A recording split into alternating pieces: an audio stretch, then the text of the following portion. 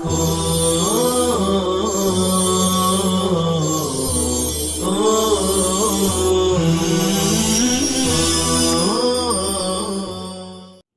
اللہ الرحمن الرحیم۔ ناظرین اور سامعین، السلام علیکم ورحمۃ اللہ وبرکاتہ۔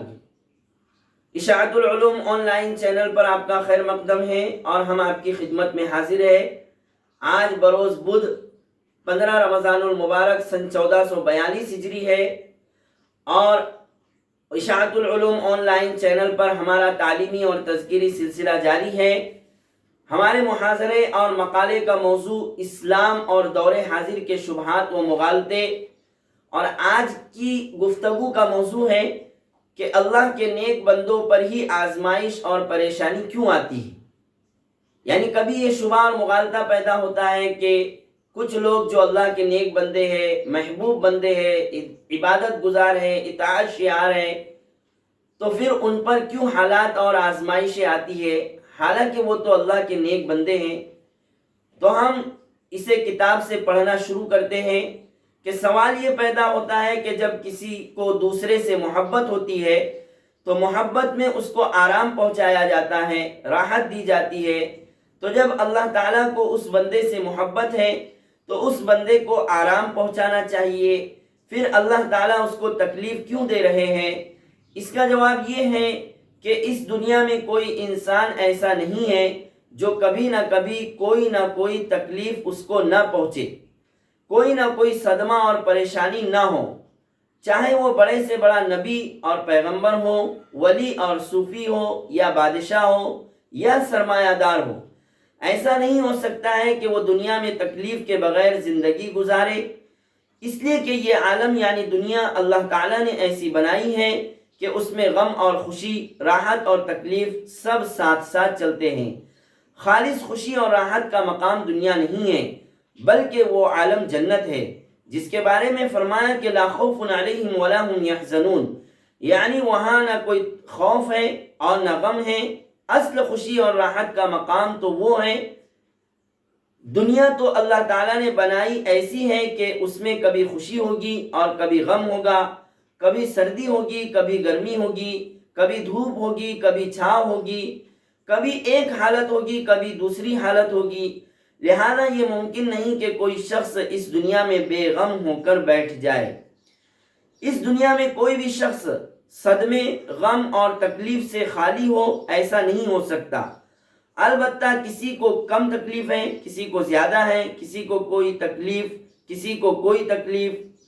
اللہ تعالیٰ نے اس کائنات کا نظام ہی ایسا بنایا ہے کہ کسی کو کوئی دولت دے دی ہے اور کسی سے کوئی دولت لے لی ہے، کسی کو صحت کی دولت دے دی ہے لیکن روپیہ پیسے کی دولت سے محروم ہے، کسی کو روپیہ پیسہ کی دولت حاصل ہے تو صحت کی دولت سے محروم ہے، کسی کے گھر کے حالات اچھے ہیں لیکن معاشی حالات خراب ہیں، کسی کے معاشی حالات اچھے ہیں لیکن گھر کی طرف سے پریشانی ہے۔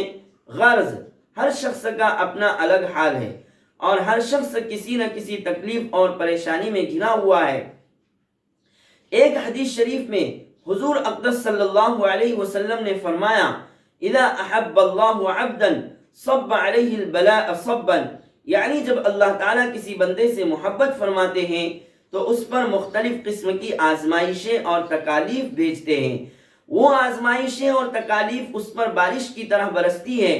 بعض روایات میں آتا ہے کہ فرشتے پوچھتے ہیں کہ یا اللہ، یہ تو آپ کا محبوب بندہ ہے، نیک بندہ ہے، آپ سے محبت کرنے والا ہے، تو پھر اس بندے پر اتنی آزمائشیں اور تکالیف کیوں بھیجی جا رہی ہے؟ جواب میں اللہ تعالیٰ فرماتے ہیں کہ اس بندے کو اسی حال میں رہنے دو، اس لیے کہ مجھے یہ بات پسند ہے کہ میں اس کی دعا کی اور اس کی گریہ وزاری اور آہ و بکا کی آواز سنوں۔ یہ حدیث اگرچہ سند کے اعتبار سے کمزور ہے لیکن اس معنی کی متعدد احادیث آئی ہے۔ مثلا ایک حدیث میں ہے کہ اللہ تعالیٰ فرشتوں سے فرماتے ہیں کہ میرے بندے کے پاس جاؤ اور اس کو آزمائش میں مبتلا کر دو، اس لیے کہ میں اس کی آہ و بکا اور اس کی گریہ وزاری کی آواز سننا پسند کرتا ہوں۔ بات وہی ہے کہ دنیا میں تکالیف اور پریشانیاں تو آنی ہیں، تو اللہ تعالیٰ فرماتے ہیں کہ یہ میرا محبوب بندہ ہے، میں اس کے لیے تکلیف کو دائمی راحت کا ذریعہ بنانا چاہتا ہوں، اور تاکہ اس کا درجہ بلند ہو جائے، اور جب آخرت میں میرے پاس پہنچے تو گناہوں سے بالکل پاک و صاف ہو کر پہنچے۔ اس لیے اپنے محبوب اور اپنے پیاروں کو تکالیف اور پریشانیاں عطا فرماتے ہیں۔ حضرت مفتی صاحب فرماتے ہیں کہ میرے والد ماجد حضرت مفتی محمد شفیع صاحب رحمۃ اللہ علیہ بعض اوقات بڑے وجد کے انداز میں یہ شعر پڑھا کرتے تھے کہ ماں پروردیم دشمن و ماں می کشیم دوست، کسرا چوں و چرا نہ رسد در قضائے ماں۔ یعنی بعض اوقات ہم اپنے دشمن کو پالتے ہیں اور اس کو دنیا کے اندر ترقی دیتے ہیں، اور اپنے دوست کو تکلیف دیتے ہیں اور اس کو مارتے ہیں۔ ہماری قضا اور تقدیر میں کسی کو چوں و چرا کی مجال نہیں، اس لیے کہ ہماری حکمتوں کو کون سمجھ سکتا ہے۔ تو اس طرح سے آج کا یہ شبہ اور اس کا جواب مکمل ہوا ہے۔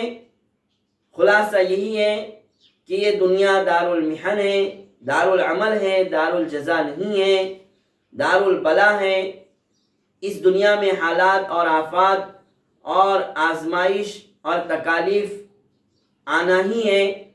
تو اللہ تعالیٰ اپنے نیک بندوں کو حالات اور آزمائش میں اس لیے ڈالتے ہیں، اس لیے مبتلا کرتے ہیں تاکہ ان حالات اور آزمائش کی وجہ سے وہ نیک بندے اور اللہ کے صالحین اور مقبول بندے اللہ تعالیٰ سے دعا کرے، گریہ وزاری کرے، تضرع کرے، اور اللہ تعالیٰ فرماتے ہیں کہ میں ان کی اس گریہ وزاری پر خوش ہوتا ہوں، مجھے ان کا رونا اور ان کا گڑ گڑانا یہ پسند آتا ہے، اچھا لگتا ہے، اس لیے میں انہیں ان حالات اور آزمائشوں میں مبتلا کرتا ہوں۔